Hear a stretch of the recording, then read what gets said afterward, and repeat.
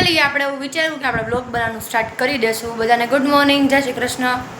ઘડિયાળમાં વાગ્યા છે 11:30 અને આ જોઈ રહ્યા છો તમે મારો ખિસકોલો, મારો શ્રીયુ નાનો નજર નાનો ખિસકોલો રમી રહ્યો છે.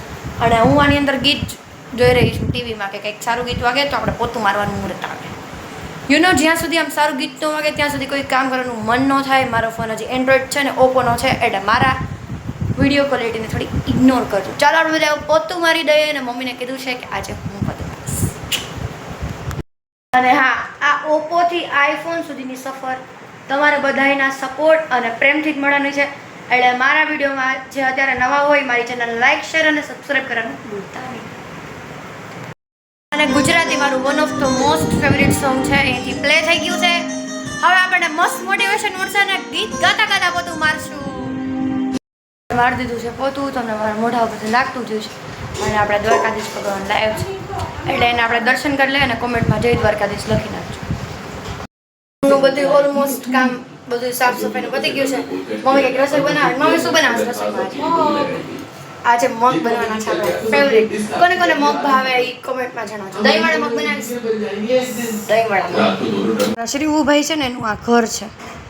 આ સફેદ કલર છે ને અંદર ટોપલી છે અહીંયા, અત્યારે એ આરામ કરે છે. એટલે એવું છે કે આ અહીંયા સ્ટેન્ડ ન હોય, મીન્સ કે આ જે છે એ સીડી. પણ આ ટીવી જ્યારે ફિટ કરવા આવ્યા ને વાઈફાઈ ફિટ કરવા આવ્યા ને ત્યારે બારે ફળિયામાંથી લીધી હતી. પણ એને ખબર નહીં આ સીડી પ્રત્યે એવો પ્રેમ છે, અહીંયા જ આખો દિવસ બેઠો હોય શ્રીવો. અને જ્યારે એને સૂઈ જવું હોય ત્યારે ટોપલીમાં રાખી દેવાનું. આપણે જવાનું છે બારે, એટલે આપણે આપણું કોઈ દિવસ આમ તો જનરલી મોઢું બાંધતી નથી, પણ બહુ તડકો છે આજે, એટલે બાંધીને આપણે જઈએ છીએ. ક્યાં જવાનું છે એ હું તમને પહોંચીને કહું. આપણે બહાર ગયા હતા, અહીંયાથી આવી ગયા છીએ. સોરી, હું તમને કહેતા ભૂલી ગઈ ક્યાં ગઈ, કારણ કે શું આમ વ્લોગ બનાવવાની આદત નહોતી ને, એટલે હું ભૂલાઈ જ ગયું. હું ગઈ હતી ધક્કાવાળી મેલોડીમાં દર્શન કરવા માટે. એટલે જેમ જેમ વ્લોગ બનાવવાની ને આદત પડી જશે એમ પછી વિડીયો બનાવતી જઈશ. આ છે ધ્રુમી, મીન્સ કે મારી બેન. પણ શું કરું, છે તો છે. હવે આઈ નો કે એટલે એનાથી પાછું નવું નાટક ચાલુ કર્યું છે કે હું ટેટી ઉપર ખાઈને પાતળી થાઈશ. જોઈએ આ નાટક કેટલા દિવસ આવે તમને, કે આનું નાટક એક દિવસ હાલશે પણ આનું 2 મિનિટે ન હાલ. મમ્મીએ કીધું કે બેટા બધું જમવું છે, ન્યુટ્રિશન મળે, પ્રોટીન મળે, બધું જમવાનું. મગ ભાત બેહી ગઈ ખુશવા. એના બદલે પહેલેથી જ આવા નાટક ન કરતા હોય તો. એટલી બધી ગરમી થાય છે ને આમ જો જેની કોઈ સીમા જ નહીં. એટલે હવે આપણે મસ્ત આરામ કરશું અને સૂઈ જશે થોડીક વાર. મોસ્ટ કમ્ફર્ટેબલ કોઈ પ્લેસ હોય તો એ મારો ખભો છે અને મમ્મીનું પેટ. મમ્મી સૂતી હોય એટલે આમ પેટે જઈને આમ બેસી છે.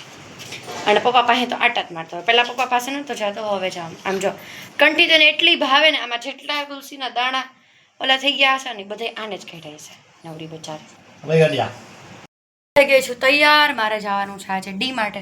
અને આપણે કંઈક જઈને કંઈક કાંડ ન થાય. આ ચાવી વાળમાં ભરાઈ ગઈ. આવું છે જગતમાં. કર્મ કરીને જાતી હું કાંડો જાતા. આપણે કર્મ કરવા જાય ને કાંડ ન થાય એવું કદી પોસિબલ જ નથી. સ્કૂટર બંધ થઈ ગયું ગાઈસ. અડધે રસ્તે ખબર નહીં શું થયું, પેટ્રોલ ફૂલ હતું, ઘણી બધી કિક મારી, પરસે રેપઝેપ થઈ ગઈ. હવે હું ને મમ્મી બે હાલીને જાય છે ડી માટે. આવા ને આવા આવી ગયા છે ડી માર્ટમાં ખરીદી કરવા માટે. ચાલો તમે બધા પણ આવી જાઓ. ઇસ ટેમ્પરરી, બટ આપણે ડી માર્ટમાં આવીએ અને સોફ્ટી ન ખાય એવું પોસિબલ જ નથી. એટલે આપણે લીધી છે સોફ્ટી, ને પપ્પાને અડધો રસ્તો બોલાવી લીધા છે. આવી જશે અને બાઇકમાં કિક મારશે. ઘરે તમે મારી વેશભૂષા જોઈ શકો છો. અને અમે સામાન લઈ લીધો છે અને હવે પપ્પા આવે છે સામે લેવા માટે. એટલે બાઇક જ્યાં છે ત્યાં પપ્પા આવે છે. એટલે પછી મેં કીધું કે તમે ને મમ્મી બાઇકમાં આવી જાઓ છો, હું વોકિંગ કરીને આવી જઈશ. રિક્ષા લઈને પપ્પા આવ્યા હતા, રિક્ષામાં બેસીને અમે જઈએ છીએ ઘરે. તો આપણે કેચઅપ અને મેગી મસાલો લઈ લીધો છે, કારણ કે આપણે બનાવવાની છે માટે. મને બહુ ભૂખ લાગી હતી એટલે મેં બનાવી લીધી છે ચીઝ ગાર્લિક બ્રેડ, અને બીજી છે બનાવી છે. અને આવું થોડીક મેસી થઈ ગયું રસોડું, એને ઇગ્નોર કરશો પ્લીઝ. બીજ બનાવી નાખી અને અત્યારે મમ્મી જમવા બેઠી છે. મેં જમી લીધું અને આ ધ્રુમીને કીધું હવે થોડુંક તું કરે એટલે અમે જમીએ. એટલે એ બનાવતી હતી અને અમે જમી લીધું છે. હવે પાછું મારા મામા એવું કહે છે ડી માર્ટ જાઓ, એટલે હું એની સાથે ડી માર્ટ જઈશ. કોણ છે? વળી પાછા ફરીથી અમે બધા આવી ગયા છીએ ડીમાર્ટમાં અને હું તો એમ જ આટો મારવા આવી રાત્રે ક્યાંક આટો મારવા જાય મજા આવે હું બ્લોગ ઉતારતી હતી ને એમાં મારા એક સ્ટાફ મેમ્બર પ્રહલાદ ભાઈ મળી ગયા એટલે હવે આખા સ્ટાફ વચ્ચે એવું કહે છે ભક્તિબેન વિડીયો ઉતારતા કંઈ વાંધો નહીં પણ થોડું કામ હવે અમે બધા નીકળી ગયા છીએ ઘરે પાછા જવા માટે આ સાથે આજનો બ્લોગ હું એન્ડ કરું છું જય શ્રી કૃષ્ણ બધાને શુભરાત્રી